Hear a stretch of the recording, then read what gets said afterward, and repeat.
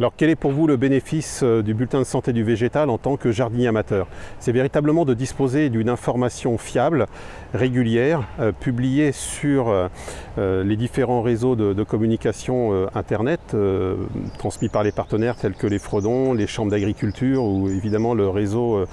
des DRAF du ministère de l'Agriculture, de pouvoir ainsi collecter des informations très pertinentes qui vous seront utiles pour raisonner au mieux la protection des végétaux dans votre jardin, à la fois les plantes d'ornement, les espèces fruitières, les espèces potagères, les plantes aromatiques et médicinales.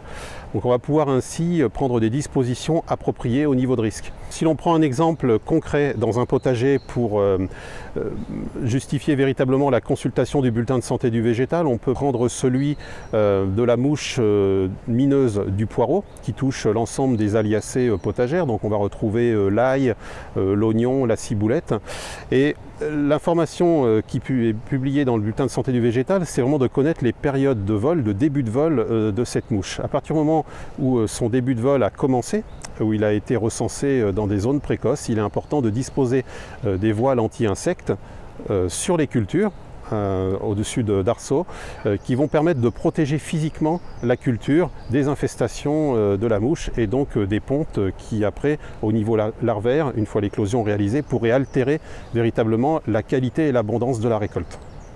Un autre exemple de consultation utile du bulletin de santé du végétal, c'est celui de la pyrale du buis qui connaît plusieurs stades de développement durant son cycle sur l'ensemble des 3 générations annuelles.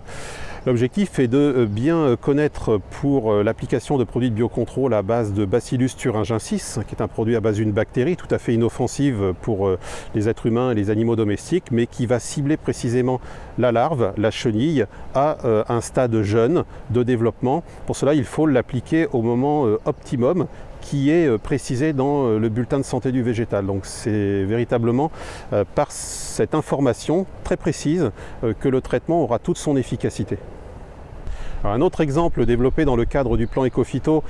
communiqué régulièrement dans les bulletins de santé du végétal, c'est celui des tolérances variétales que l'on peut illustrer par la pomme de terre ou la tomate qui vont être plus ou moins exposées aux attaques de mildiou. Eh bien, au moment de l'achat des plants de tomates ou de pommes de terre, le bulletin de santé du végétal doit renseigner les jardiniers amateurs sur les tolérances des différentes variétés pour que les jardiniers puissent véritablement choisir des variétés qui vont être moins exposées au moment des pluies contaminatrices aux attaques de cette maladie.